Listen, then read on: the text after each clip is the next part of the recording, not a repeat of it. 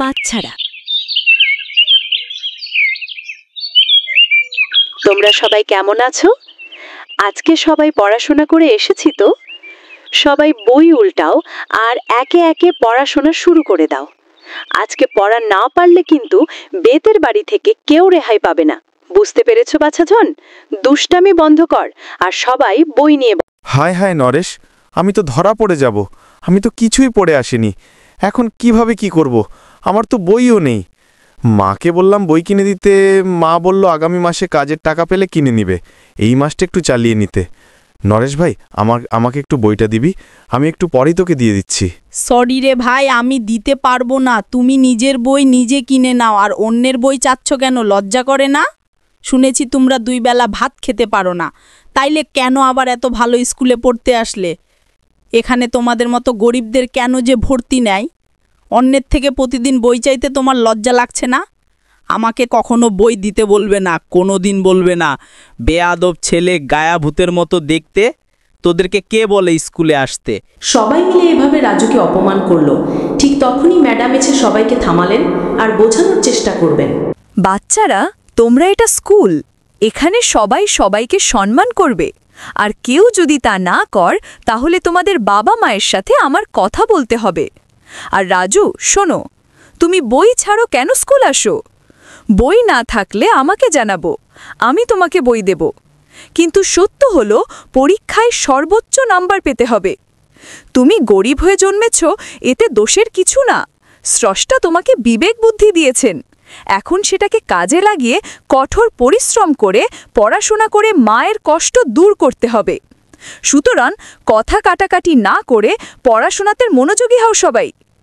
বুঝতে পেরেছো সবাই? নাকি আবার বলা লাগবে? আমি যেন আর না দেখি কেউ কাউকে অপমান করতেছ। সবাই বন্ধু হয়ে মিলেমিশে থাকবে। সেদিনের মতো স্কুল ছুটি হয়ে গেল। সবাই বাড়ি চলে যাচ্ছে, কিন্তু রাজু আবার আসবে ম্যাডামের কাছে বই নেবার জন্য। রাজু বাসা থেকে বের হয়ে আবার রওনা হলো স্কুলের দিকে। বইটি আনতে হবে, আর ভাবছে বইটা পেলে অনেক মন দিয়ে পড়ব আর খুব ভালো রেজাল্ট করে মায়ের কষ্ট লাঘব করব, অসহায় মানুষের উপকার করব। ভাবছে আর রাস্তা দিয়ে হাঁটছে।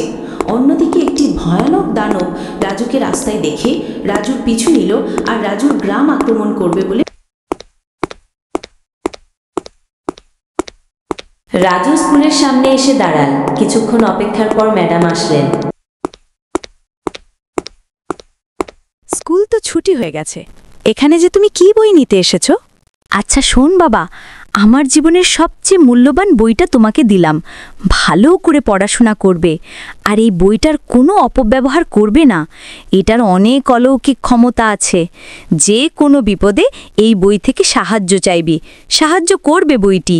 কিন্তু মনে রেখো, কোনো ধরনের লোভ করলে বইটি তোমাকে ধ্বংসের দ্বারপ্রান্তে নিয়ে যাবে। মনে আমি আমার সর্বোচ্চ চেষ্টা করব ম্যাডাম। কখনো আপনার কথার অমান্য করব না। লোভ তো প্রশ্নই আসে না। আপনি আমাকে তো এই শিক্ষা দেননি। আর আমার মা সবসময় বলেন, যেটা তোমার না সেটা নিয়ে কখনো লোভ করবে না। স্রষ্টা তোমাকে দিবে, তুমি তোমার কর্ম করে যাও, ফল তুমি এমনিতেই পাবে। অনেক অনেক ধন্যবাদ ম্যাডাম আমাকে বইটি দেবার জন্য। আমি এখন থেকে প্রতিদিন ঠিকভাবে পড়াশোনা করব। রাজু এই বলে গ্রামের পথ ধরে বাড়ি চলে গেল মনে আনন্দে। কিন্তু রাস্তায় সেই দানবটি রাজুর পিছু নিল গ্রামের পথ ধরে। মা, মা, আজ কি ম্যাডাম আমাকে বই দিয়েছে? এইবার তোমার আর বই কিনে দিতে হবে না। ম্যাডাম বলেছে এখন থেকে আমাকে বই দিবে প্রতি বছর, যদি আমি ভালো রেজাল্ট করতে পারি। আমার খুব আনন্দ লাগেছে। আচ্ছা, খুবই ভালো কথা। ম্যাডাম খুবই দয়ালু মানুষ, আমাদের অনেক উপকার করলেন। ম্যাডামের এই অবদান ভুলার নয়। সুতরাং সবসময় ম্যাডামকে সম্মান করবে। শুধু ম্যাডামকে না, সবাইকে সম্মান করবে, নমনীয় আচরণ করবে। আমি আজকে খুব খুশি বাবা। তুই ভালো করে পড়াশোনা করে অনেক বড় হ। স্রষ্টা তোমাকে ভালো মানুষ হবার সুযোগ দান করুন। আমি অনেক পড়াশোনা করব, কখনো কাউকে অসম্মান করব না মা, তুমি দেখে নিও। কিন্তু মা, ম্যাডাম বলল এই বইটা নাকি অনেক শক্তিশালী। আমি কোনো বিপদে পড়লে এই বইটা আমাকে রক্ষা করতে পারবে। এই অলৌকিক ক্ষমতার অপব্যবহার করতে বারণ করেছেন। আমি বুঝতেছি না বই আবার কিভাবে আমাকে রক্ষা করবে। ম্যাডাম যে কী সব বলে মাঝে মাঝে, আমার না হাসি। না না, এই কথা বলতে নেই। ম্যাডাম যখন বলেছেন সেখানে কোনো না কোনো কারণ অবশ্যই আছে। বই হলো সর্বক্ষমতার অধিকারী, সেখান থেকে আমরা জ্ঞান আহরণ করতে পারি, আর সেই জ্ঞান দিয়ে সব সমস্যার সমাধান করা সম্ভব। একটা কথা মনে রেখবি, কখনো বই আর জ্ঞান বেইমানি করে না। বন্ধুবান্ধব সবাই তোমাকে ছেড়ে যাবে তোমার বিপদে, কিন্তু তোমার জ্ঞান, তোমার বিদ্যা তোমার সাথে বেইমানি করবে না। তাই জ্ঞান আহরণে কখনো কমতি রাখিস না বাবা। ম্যাডাম যেহেতু বলেছে, তাহলে অবশ্যই কোনো কারণ আছে।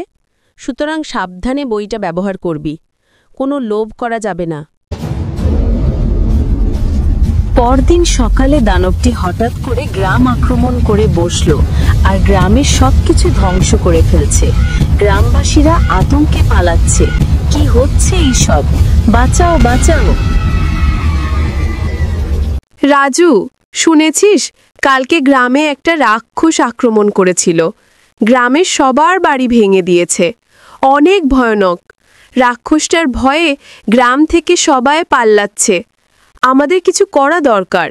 কি করা যায় বলতো রাজু?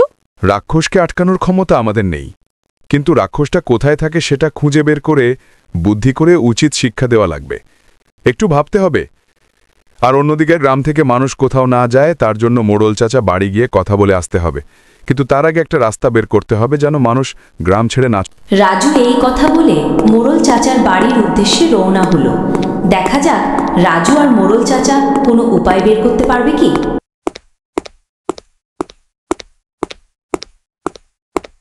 রাজু, কেমন আছো বাবা? এখানে কি মনে করে আসলে? স্কুলে যাওনি আজকে? বলো, তোমাকে কিভাবে সাহায্য করতে পারি?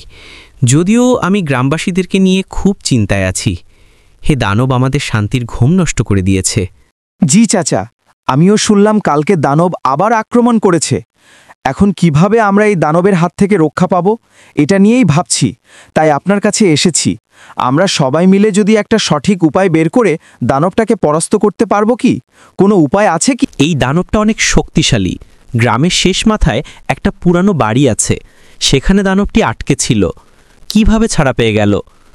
আবার গ্রামে হামলা করল। সেটাই ভাবছি, কিছু একটা করা উচিত আমাদের, কিন্তু ওকে আটকানোর কোনো উপায় জানা নেই আমার। তাহলে কি আমরা দানবটাকে আটকাতে পারবো না? দেখি দানবের সাথে কথা বলার উপায় পাওয়া যায় কিনা। আমি পুরানো বাড়িতে যাব, ওর সাথে কথা বলার চেষ্টা করব। তাহলে কি দানবটা মানবে? এত সহজ কি বাবা বল? তাহলে কি আমি চেষ্টা করতাম না? জীবনের ভয় সবার আছে। ও যে কোনো সময় আক্রমণ করে তোমার মাথা কেটে নিয়ে যেতে পারে। কিন্তু চেষ্টা করে দেখতে পারো, সাবধানে যা করার করবে। এটা কোনো সহজ কাজ নয়। যাই কর সন্ধ্যা হবার আগে করবে। সন্ধ্যার আগে গিয়ে ফিরে আসবে। সন্ধ্যা হলে ওর শক্তি বেড়ে যায়, আর দিনের বেলা ওর শক্তি থাকে না। তাই দানটা দিনের বেলা লুকিয়ে থাকে, দেখা যায় না। আচ্ছা চাচা, ভালো সংবাদ দিলেন। আমি দিনে দিনে গিয়ে ওর সাথে দেখা করার চেষ্টা চালিয়ে দেখি দানব কি বলে।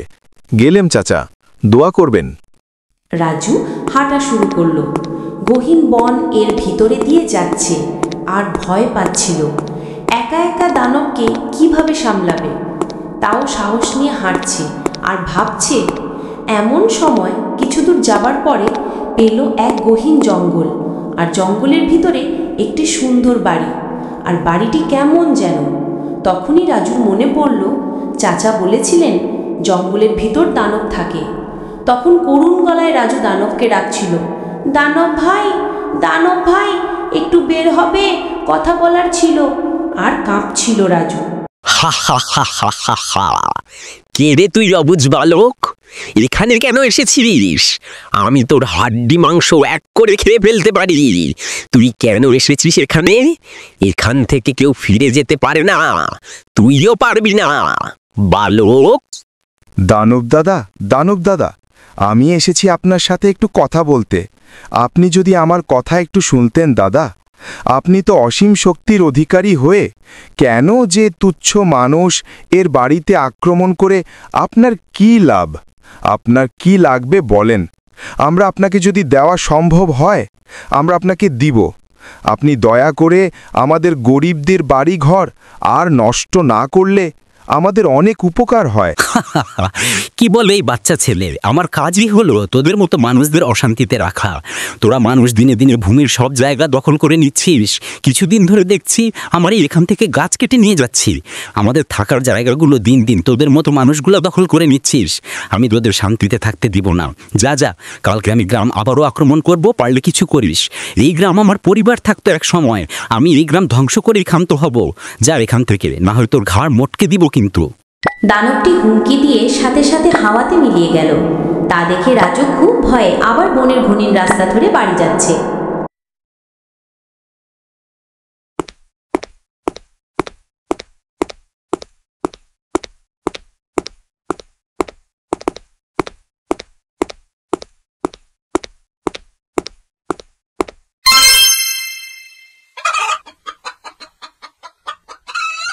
তাড়াতাড়ি গিয়ে মেয়েগুলোকে খেতে দিই। খোদার জ্বালায় মেয়েগুলো মনে হয় অস্থির হয়ে আছে। হীরা, রূপা, পান্না, তোরা কোথায় রে? আয় খেতে আয়।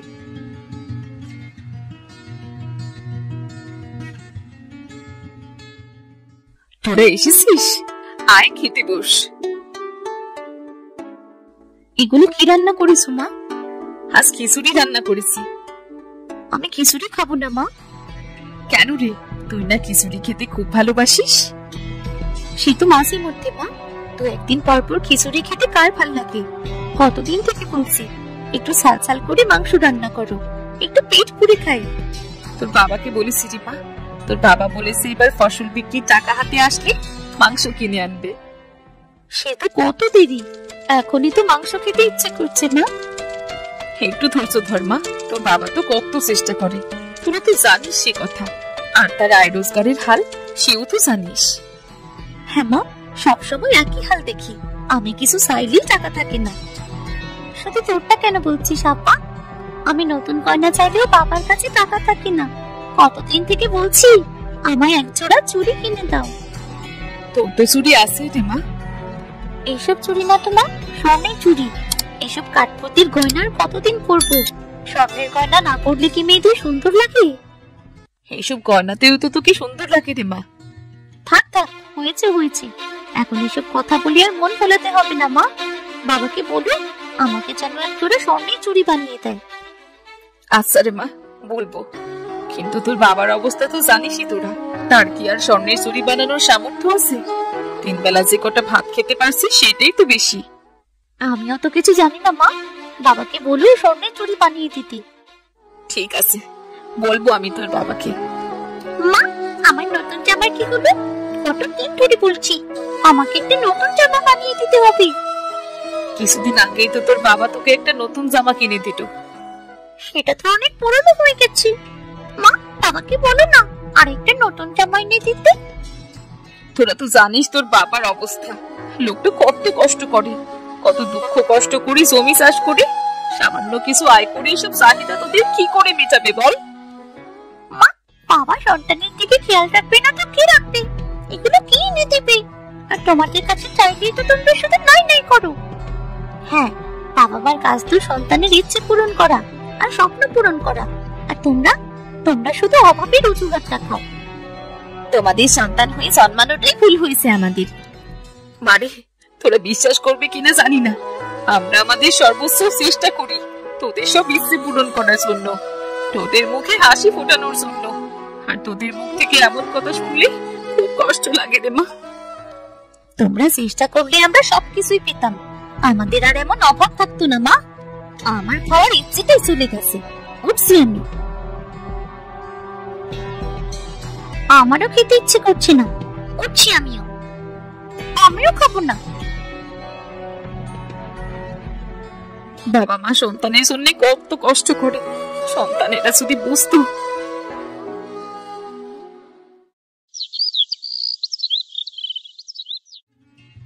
কই গো, কোথায় গেলে পরি? তুমি এসেছো? হ্যাঁ গো, কই ধরো, বাজারগুলো ধরো। আজকে একটা বড় মাছ এনেছি, বুঝলে? খুব সুন্দর করে তরকারি রান্না করবে, আমার মেয়েরা মজা করে খাবে। বড় মাছ যে এনেছো, তুমি টাকা কোথায় পেলে? ওই রহিমের খেতে কাজ করছিলাম তো, ও কিছু টাকা দিল। তুমি আমাদের জন্য কত কষ্ট করো, অথচ তোমার মেয়েরা কখনোই তোমার কষ্ট বুঝবে না। আরে কি আর এমন কষ্ট করি, বাবাদের কাজই তো কষ্ট করা। তুমিও তো সংসারে কত কাজ করো, কত কষ্ট করো তুমি। তুমি রোদে পড়ে বৃষ্টিতে ভিজে কত কষ্ট করে চাষ করো, কত কষ্ট করে টাকা রোজগার করো, অথচ তোমার মেয়েরা তার কোনো দামই দেয় না। তুমি এসব নিয়ে ভেবো না তো, যাও মাছটা সুন্দর করে রান্না করো, যাও যাও। বড় মাছ এনে কি লাভ আছে? যত বড় মাছই আনো না কেন, যত সুন্দর করে খাবার রান্না করি না কেন, তোমার মেয়েদের যে কোনো কিছুতেই খুশি হয় না। আর ওরা ছোট মানুষ, ছোটবেলায় আমরাও এমনই ছিলাম। কিন্তু বাবা মার কষ্টটা তো বোঝা উচিত, তাই না? তুমি সবই ভেবো না তো, আমার মেয়েরা এখনো অবুঝ, ওদেরকে একটু সময় দাও, ঠিকই ওরা বুঝতে পারবে। জানি না কবে বুঝবে ওরা। আজও বায়না ধরেছে তাদের ভালো খাবার, নতুন জামা আর গয়না চাই। ও এই ব্যাপার, তুমি কোনো চিন্তা করো না, বড় মাছ তো এনেছি। আপাতত এই বড় মাছ দিয়েই ভালো কিছু করো, যেমন মাছের কালিয়া, কোপ্তা। তোমার মেয়ের মাছের কালিয়া কোপ্তায় মন ভরবে না, তার মাংস চাই। আমার হাতে টাকা আসুক, হীরাকে আমি ভালো দেখে মাংস কিনে এনে খাওয়াবো। শোনো, আমি বাজার থেকে সুন্দর দেখে একটা কাপড় কিনে আনছি, তুমি সে কাপড় দিয়ে পান্তার জন্য নতুন জামা বানিয়ে ফেলো, কেমন? আর রূপার গয়না, সে তো একেবারে স্বর্ণের চুরি চাচ্ছে, সেটার ব্যবস্থা কি করবে? রূপার জন্য তার চাইতে সুন্দর গয়নার ব্যবস্থা আমি করব। তুমি শুধু শুধু এত চিন্তা করছো। আমার মেয়েরা এতটা অবুঝ না, ওদেরকে বুঝিয়ে বললে ওরা ঠিকই বুঝবে। বুঝলেই ভালো।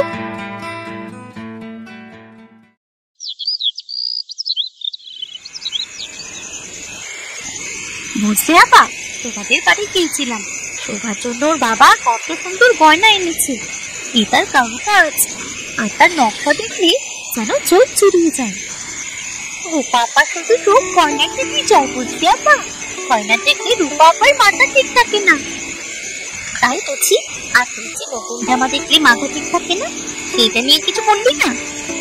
নতুন জামার কথা মনে পড়লো, সেদিন টুনিদের বাড়ি গিয়েছিলাম, তুমি বাবা টুনির জন্য কত সুন্দর একটা জামা এনেছি। কেন তোরই জামা, বুঝলি আপা? তোর খুব পছন্দ হয়েছে জামাটা, তাই না? হ্যাঁ আপা, ভীষণ পছন্দ হয়েছে। ইস, যদি এরকম একটা আমার জামা থাকতো। তোদের জামার গয়নার কথা তো শুনলাম, এবার আমার কথা শোন।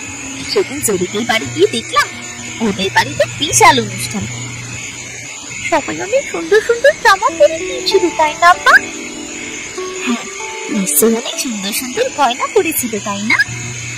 তোরা কি জামার গয়না ছাড়া কিছু ভাবতে পারিস না? জরির বাবা বাবুর্চি থেকে রান্না করিয়েছিল, তাই বুঝি? হ্যাঁ, সেই বাবুর্চির রান্নার নিজে স্বাদ, আমাকে মায়ের রান্নার মতো স্বাদ আপা। বলিস, মায়ের রান্নায় আবার স্বাদ আছে নাকি? আমি রোজই খাই। তোমাকে খেতে দিয়েছিল আপা? তুমি বোকা, খেতে না দিলে বললাম কি করে যে বাবুর্চির সাথে রান্নার স্বাদ কেমন? কত কিছু খেতে দিল, পোলাও, কোরমা, কালিয়া, কোপ্তা। ইস, এমন খাবার যদি রোজ খেতে পারতাম। আমি যদি রোজ নতুন নতুন জামা পরতে পারতাম, আর আমি যদি রোজ নতুন নতুন গয়না পরতে পারতাম।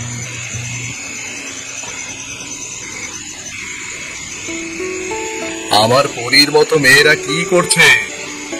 আমরা গল্প করছি বাবা। দেখ, তোদের বাবা তোদের জন্য কি এনেছে। কি এনেছো বাবা? আমার পান্নামণি নতুন জামা পছন্দ করে, আমার পান্নামণির জন্য আমি একটা নতুন জামা নিয়ে এসেছি। এই জামা তুমি কিনে এনেছো? হ্যাঁ মামুনি, পছন্দ হয়েছে? আমি কাপড় কিনে এনেছি, আর তোর মা এটা নিজের হাতে বানিয়েছে রে। একটু পছন্দ হয়নি বাবা, এমন জামা আমি কখনোই পরবো না। আর আমার জন্য কি এনেছো? তোর জন্য আমরা গয়না এনেছি। এই গয়না নিশ্চয়ই তোর অনেক পছন্দ হবে। এই গয়না? এটা তো ফুল দিয়ে বানানো। এই গয়না আমি চাইনি, আমি স্বর্ণের চুড়ি চেয়েছিলাম। আমি একদিন তোকে ঠিকই স্বর্ণের চুড়ি বানিয়ে দেবো রে মা। ফুলগুলো আমি নিজে তুলে এনেছি, আর তোর মা ফুলগুলো গেঁথে তোর জন্য গয়না বানিয়ে দিয়েছে। সুন্দর হয়েছে না রে মা? একটু সুন্দর হয়নি, আমি তো কখনোই পরবো না। যাও, যাও এই গয়না, এইসব গয়না লাগবে না আমার। আর আমার জন্য কি এনেছে বাবা? তোর জন্য তোর বাবা বাজার থেকে একটা বড় মাছ এনেছিল, আমি সেটা দিয়ে কালি আর কোপ্তা বানিয়েছি। আমি তো মাংস খেতে চেয়েছিলাম, আর তোমরা কিনা মাছ খাওয়াচ্ছ। আমি খুব মজা করে রান্না করেছিলাম, একটু খেয়ে পাক না। না, খাবো না আমি, এখন শুয়ে পড়বো মা। তোমরা যাও তো এখান থেকে। আমিও শুয়ে পড়বো মা, আমিও।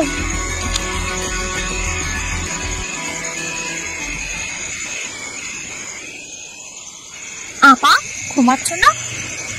আসছে না। তোমরা ঘুমাওনি? না রে, ঘুম আসছে না। একটা মজার ব্যাপার মাথায় ঘুরছে, বুঝলি? কি ব্যাপার আপা? এই সংসারে থাকলে কখনোই নিজেরই স্বপ্ন পূরণ হবে না। হ্যাঁ, বাবা মা কেন যে আমাদের বুঝতেই চায় না। আমাদের সকালটাতে কোনো দামি নেই তাদের কাছে। বাবা আমাদের একটু ভালোবাসে না। তাই আমি ঠিক করেছি, আমি বাড়ি থেকে পালিয়ে যাবো। পালিয়ে যাবে কোথায় আপা? তা তো জানি না, তবে সৃষ্টিকর্তা হয়তো এমন জায়গায় আশ্রয়ের ব্যবস্থা করে দেবেন সেখানে আমার সবগুলো পূরণ হবে। আমিও তোর সাথে যাবো আপা। হ্যাঁ, আমিও যাবো। তোরা সত্যি যেতে চাস? হ্যাঁ আপা, আমি সত্যি যেতে চাই। ঠিক আছে রে, চল তাহলে আমরা বেরিয়ে পড়ি।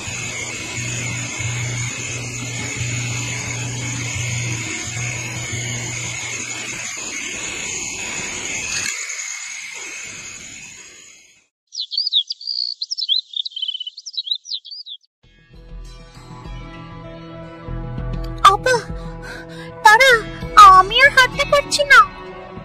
আমিও খুব ক্লান্ত হয়ে গেছি। আপা, আমরা যাচ্ছি কোথায়? সে তো আমিও জানি না রে বোন। সৃষ্টিকর্তার উপর ভরসা করেই তো বেরিয়েছি, তিনি নিশ্চয়ই আমাদেরকে একটা সুখী জায়গা করে দেবেন। আমরা আমাদের গ্রামকে অনেক পেছনে ফেলে এসেছি, তাই না আপা? হ্যাঁ, তাই তো মনে হচ্ছে। এতক্ষণে বোধহয় বাবা মা জেনে ফেলেছি যে আমরা ঘরে নেই। বাবা মা নিশ্চয়ই খুব দুশ্চিন্তা করছেন। পেছনের কথা ভাবিস না তো, যেটা ফেলে এসেছে সেটা নিয়ে আর কিছু ভাবার নেই। আমরা এখন কি করবো আপা? আয়, আপাতত গাছের নিচে বসে খানিকক্ষণ জিরিয়ে নেই।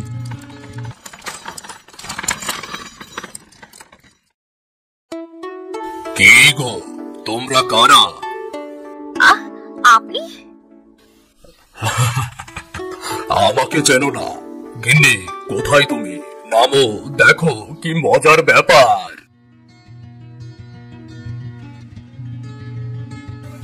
এই হচ্ছে আমার স্ত্রী লতিকা, আর আমি হচ্ছি রূপনগরের জমিদার অশোক চৌধুরী।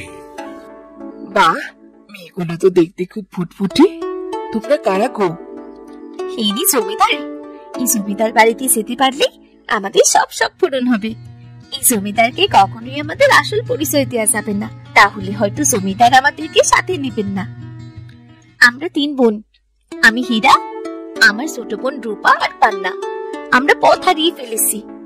পথ হারিয়ে ফেলেছ? সে কি? গ্রামের নাম কি তোমাদের? নামটাও ঠিক মনে করতে পারছি না। কি বলছো? খুবই দুঃখজনক। আমাদের মেয়েগুলোর খেলার সাথী হিসেবে এই মেয়েগুলো বেশ হবে। সারাদিন ওদের সাথে থাকবে, ওদের দেখাশোনা করবে, আর আমাদেরও চিন্তা কমবে। মেয়েগুলোকে আমাদের সাথেই নিয়ে যাই, কি বলো? বুদ্ধি তো খারাপ দাওনি। এই, তোমরা আমাদের সাথে যাবে। কোথায় যাব? আমাদের বাড়ি রূপগঞ্জ জমিদার বাড়ি। তোমরা যা চাও তোমাদেরকে তাই দেওয়া হবে। আমার মেয়েদের সাথে তোমরা খেলবে। পরে যদি তোমাদের বাড়ির খোঁজ পাই, আমি না হয় তোমাদের পৌঁছে দেব। আচ্ছা, ঠিক আছে, আমরা যাব। জলদি জলদি জলদি করে গাড়িতে উঠে পড়ো তাহলে, কেমন?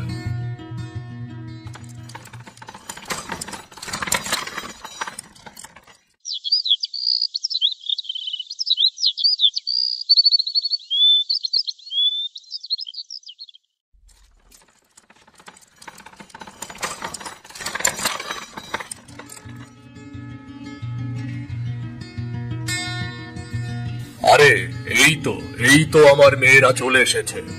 মা দেখো আমাদের সাথে কারা এসেছে। বাবা, কারা এসেছে? এরা হচ্ছে হীরা, রূপা, পান্না। আজ থেকে এরা তোমাদের সহচরী। সহচরী? বাহ, কি মজা! আমরা সবাই মিলে বন্ধু হব। কি গো, তোমাদের কোনো আপত্তি নেই তো?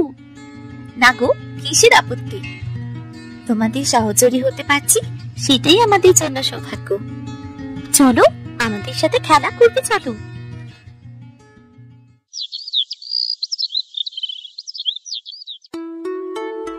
এই যে, এইটা আমার ঘর। এত বড় ঘর? হ্যাঁ হীরা, তুমি এটা নিজের ঘর ভাবলেই পারো। না না, কি বলছেন কি ছোট সাহেবা? আমি কি করে? তুমি আমায় সোনালি বলে ডাকবে, ঠিক আছে?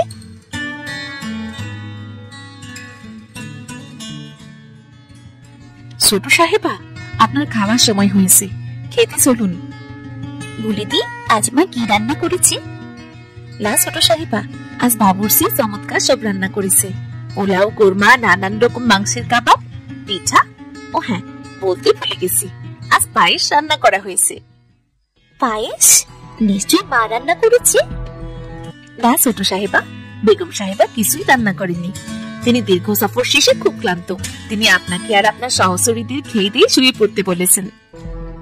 মা আজও রান্না করেনি? আমি খাবো না। রাগ করবেন না ছোট সাহেবা, অন্তত কিছু। তুমি যাও বুলিদি, আমি খাবো না। কতদিন ধরে মাকে বলছি আমাকে একটু খাবার রান্না করে খাওয়াতে। সবসময় বাবুর্চির হাতের করা খাবার খেতে আর কত ভালো লাগে। তোমার বুঝি মায়ের হাতে রান্না খেতে ভালো লাগে? হ্যাঁ, খুব ভালো লাগে। ইস, আমার মা যদি প্রতিদিন রান্না করতো তাহলে কত মজা হতো। তোমার মায়ের হাতে রান্না তোমার ভালো লাগে না? হ্যাঁ লাগে, খুব ভালো লাগে। তোমার এত সুন্দর সুন্দর গয়না। হ্যাঁ, আরো আছে, কিন্তু এগুলো আমার ভালো লাগে না। বলো কি, এত সুন্দর সুন্দর গয়না তোমার ভালো লাগে না?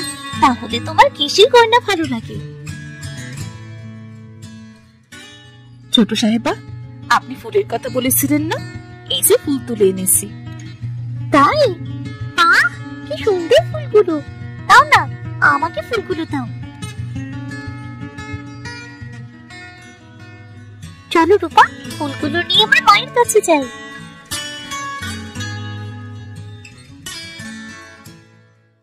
মা, মা, এই ফুলগুলো দিয়ে আমায় গয়না বানিয়ে দাও না। দীপালি, এখন ঝামেলা করিস না তো, দেখছিস না আমি ব্যস্ত। দাও না মা, গয়না বানিয়ে। আমার সময় নেই, আমার তো অনেক গয়না আছে। এই ফুলগুলো দিয়ে আবার গয়না বানাতে হবে কেন? ওগুলো আমার ভালো লাগে না, আমি ফুলের গয়না চাই। আমি ফুলের গয়না বানিয়ে দাও না মা। আহ, বিরক্ত করো না তো। যাও, বুলিকে বলো, ও তোমায় গয়না বানিয়ে দেবে। না, তুমি বানিয়ে দাও। যাও যাও তো এখান থেকে। তুমিও আমাকে একটু ভালোবাসো না। এত গয়না আছে, তারপরও আবার ফুলের গয়না বানিয়ে দিতে হবে। এইসব ফুল গেঁথে গয়না বানানোর সময় আছে আমার?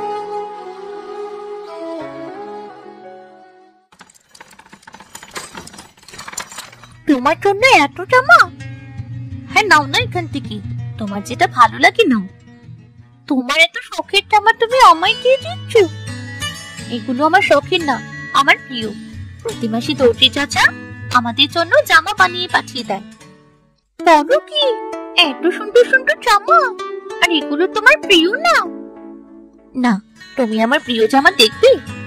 ওই দেখি দেখি, জানি না সেটা কত দামি আর সুন্দর। হ্যাঁ, দামি সুন্দর তো বটেই, আমার ভীষণ প্রিয়।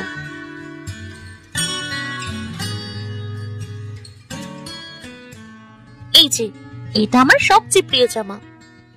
আরে, এই জামাটা তো বেশি দামি মনে হচ্ছে না। এটা তোমার প্রিয় কেন? বাবার জমিদারিতে একবার সমস্যা হয়েছিল, তখন টাকার অসুবিধায় পড়তে হয়েছিল বাবাকে। অন্য এক জমিদার বাবার সমস্ত টাকা পয়সা আটকে রেখেছিল, আর তার মধ্যে বাবা পছন্দ করে অল্প কিছু টাকা দিয়ে আমার জন্য কাপড়টা কিনে এনেছিল। আর আমার মা নিজ হাতে সেলাই করে জামাটা আমাকে বানিয়ে দিয়েছিল। তাই বলছি, হ্যাঁ, তাদের অনেক কষ্টের মাঝে তারা আমাকে জামাটা বানিয়ে দিয়েছিল। আর এই জামায় তাদের ভালোবাসা মিশে আছে, তাই তো জামাটা আমার সবচেয়ে প্রিয়। তোমার মা এখন তোমাকে জামা বানিয়ে দেন না? না, এখন তো বাবা মা আমাকে একটু ভালোবাসে না, আমার জন্য তাদের সময় নেই।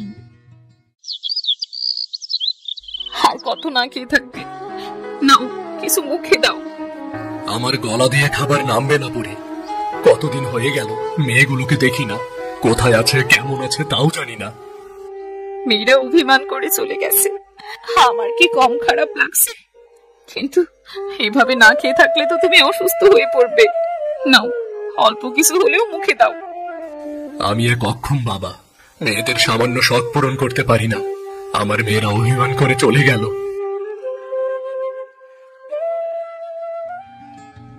ওগো ওগো, দেখো কারা এসেছে, তোমার মেয়েরা ফিরে এসেছে।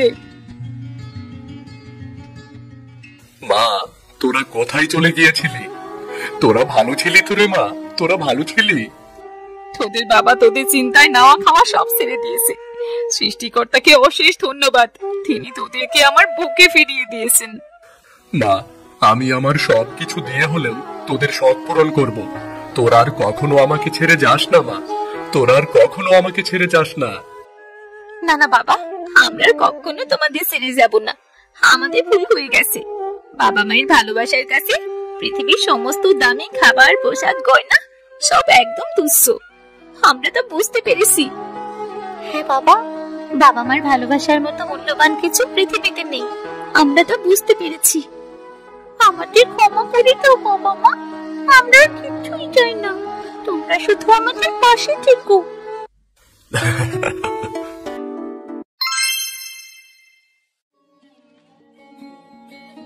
অজয়, বাবা তুমি এসেছো? আমি কতক্ষণ ধরে অপেক্ষা করছি। হ্যাঁ বাবা, কি করছিলি? খেলছিলাম বাবা। দেখ বাবা, আমার সাথে কে এসেছে। অজিত, সুজিত, এদিকে আয়। এরা কারা বাবা? তোকে তোর নতুন মায়ের কথা বলেছিলাম না, এই যে তোর নতুন মাকে নিয়ে এসেছি। আর এরা হচ্ছে তোর দুই ভাই, অজিত আর সুজিত। বাবা, ইনি আমার নতুন মা আর এরা আমার ভাই। হ্যাঁ হেনা, এদিকে আসো। এই যে আমার ছেলে অজয়। বাহ, খুব সুন্দর নাম তো, অজয়। বাবা, তুমি আমার কাছে এসো। তুমি কি আমার নতুন মা? না, আমি তোমার নতুন মা নই। তাহলে তুমি আমার কি? আমি তোর মা রে বাবা। আচ্ছা, তাহলে তুমি আমার মা। অজিত, সুজিত, আয় তোরা অজয়ের সাথে খেলা কর। তোমরা আমার সাথে খেলবে? হ্যাঁ খেলবো। কি খেলছিলে তুমি বলো? আমি তো একা একা খেলছিলাম। চলো আমরা সবাই মিলে বরফ পানি খেলি। তুমি আমার ছেলেটাকে আপন করে নেবে হেনা? বলো, আপন করে নেবে তো? তুমি আমার ছেলে অজিত আর সুজিতকে আপন করে নিয়েছো, তবে আমি কেন অজয়কে আপন করে নেব না? অজয়ের মা অজয়ের জন্মের পরেই মারা যায়। আমাকেও ব্যবসার কাজে ব্যস্ত থাকতে হয়। অজয়টা খুব একা। তোমাকে পেয়ে আমার ছেলেটা তার মাকে ফিরে পেল। আজ থেকে আমার 3 ছেলে, অজিত, সুজিত আর অজয়। আমারও। কি রে, নতুন বাবাকে তোর কেমন মনে হলো রে? আমার কাছে তো বেশ ভালোই মনে হলো। আমাদের কত আদর করলো। আর নতুন ভাইকে? নতুন ভাইকেও ভালো মনে হলো। সবার সাথে মিশতে খুব ভালোবাসে। আরে ওসব লোক দেখানো। ওই বাড়িটা নতুন বাবা আর আমাদের সৎ ভাইয়ের। এই বাড়িতে তারাই সবকিছু, বুঝলি? সৎ ভাই? সৎ ভাই বলছিস কেন? মাঝে বললো ও আমাদের আপন ভাই। আরে ও তো আমাদের আপন ভাই না, ওর কখনো আপন হয় না। ওই বাড়িতে সৎ ভাইয়েরই রাজত্ব চলবে, ওর কথাই সবাই শুনবে। কি বলছিস তুই? কি বলছিস তুই এসব? কি রে, তোরা দু ভাই মিলে কি করছিস? এমনি গল্প করছিলাম মা। অনেক গল্প হয়েছে, যা তো, এখন দুপুরের খাবার সময়। যা হাত মুখ ধুয়ে খাবার খেতে আয়। তুমি যাও মা, আমি আসছি। তাড়াতাড়ি আয়। তোর তো আমার কথা বিশ্বাস হলো না। এখন তো দুপুরের খাবার সময়, চল তোকে দেখাচ্ছি।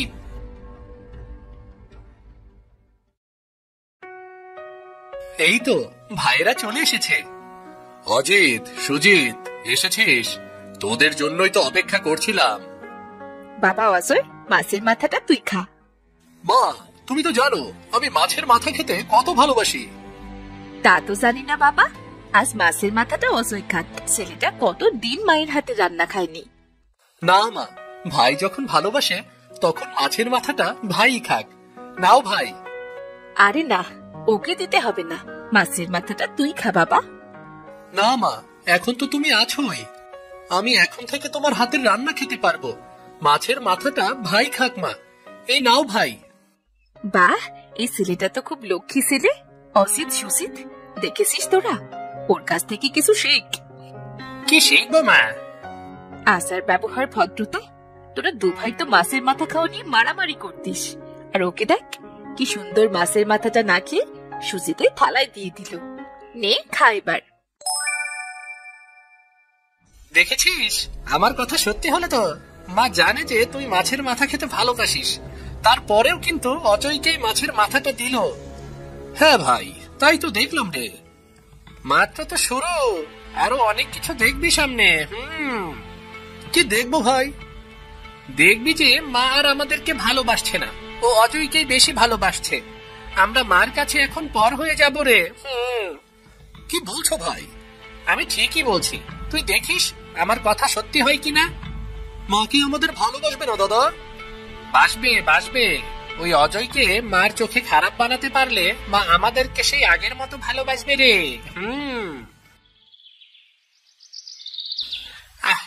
আমি ছুটতে ছুটতে হাঁপিয়ে গেছি, একটু জিরিয়ে নেই। আচ্ছা ভাই।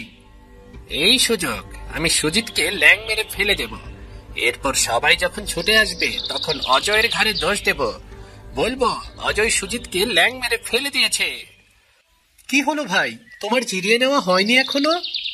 হ্যাঁ হয়েছে, আমি আসছি রে। অজয়, এটা তুই কি করলি? সুজিতকে ফেলে দিলি? না ভাই, সুজিত ভাইকে আমি ফেলে দিইনি। তুই না ফেলে দিলে সুজিত পড়ে গেল কি করে? কি হয়েছে? সুজিত কাঁদছে কেন? অজয় সুজিতকে ল্যাং মেরে ফেলে দিয়েছে বাবা। তাই বুঝি? অজিত যা বলল তা কি সত্যি? তুই কি সুজিতকে ল্যাং মেরে ফেলে দিয়েছিস? না বাবা, আমি তো সুজিত ভাইকে ফেলে দেইনি। তাহলেও কাঁদছে কেন? নিশ্চয়ই তুই কিছু করেছিস। না বাবা, বিশ্বাস করো, আমি কিছুই করিনি আমি। দাঁড়াও, অজয়কে শুধু বকো না তো। অজয়কে বকবো না মানে? ও সুজিতকে ল্যাং মেরে ফেলে দিয়েছে। না, আর অজয় সুজিতকে ল্যাং মেরে ফেলে দেয়নি। তুমি কি করে জানো? আমি বারান্দা থেকে সব দেখেছি। অজিত সুজিতকে ল্যাং মেরে ফেলে দিয়েছে, আর এখন দোষ হচ্ছে অজয়ের। মা, তুমি এসব কি বলছো? আমি কেন সুজিতকে ল্যাং মেরে ফেলে দিতে যাব? সুজিত তো আমার ভাই। আমি কেন? চুপ কর মিথ্যাবাদী কোথাকার।